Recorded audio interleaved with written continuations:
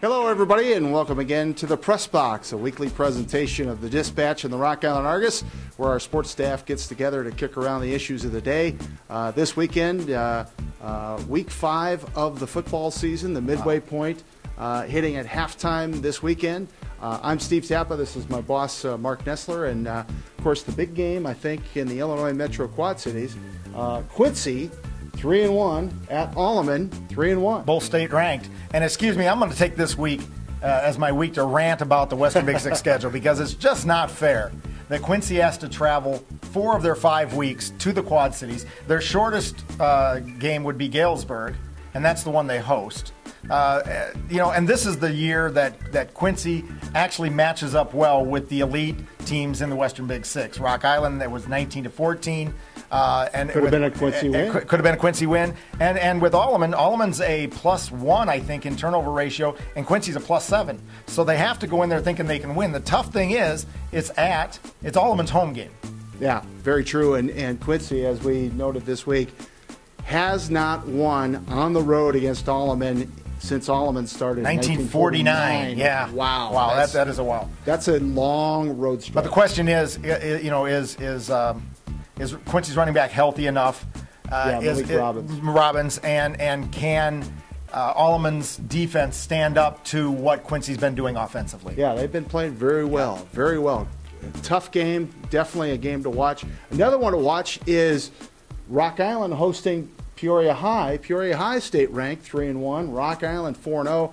This would be essentially a game for the top spot in the Midwest 10 if it were alive. Excuse me while I rant, but I was just getting into the Western Big Six conference race with Alleman at 2-0, and then you got to Rock Island at 2-0. They're both coming off big victories, and now Rock Island has a non-conference game. Yeah. It is against Peoria High, and like you said, that would be a good Midwest 10 one.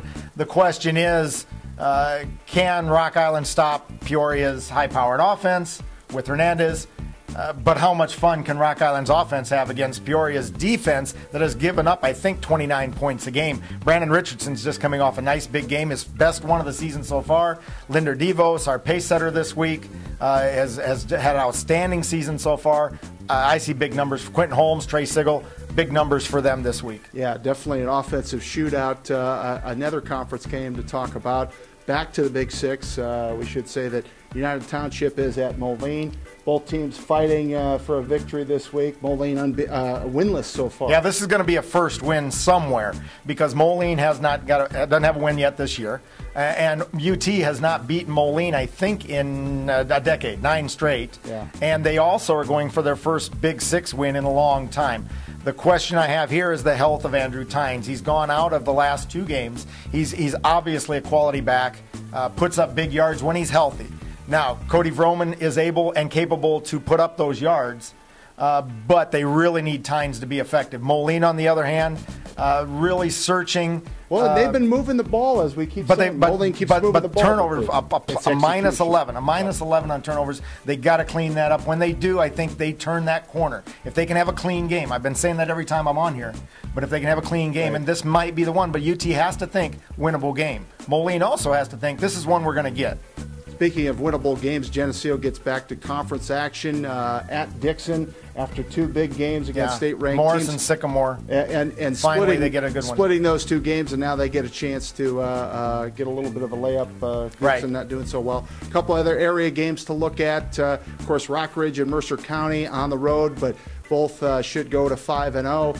The biggest game in the area, of course, is Orion Sherrard. Yeah, and Sherrard stumbled against Rock Ridge last week. Rock Ridge is moving up my metro poll. If it wasn't for Rock Island Pleasant Valley, I'd have them number 1. They are playing really, really well. But yeah, Orion Sherrard's a good one at Sherrard. Yeah, big game for playoff implications. And on the Iowa side, we should mention PV can go to 5-0 as well, taking on North Scott. Big week of high school football. Hopefully you get to a game. If you don't see us at a ball game, we'll see you next week here on the Press Box. Thank you much.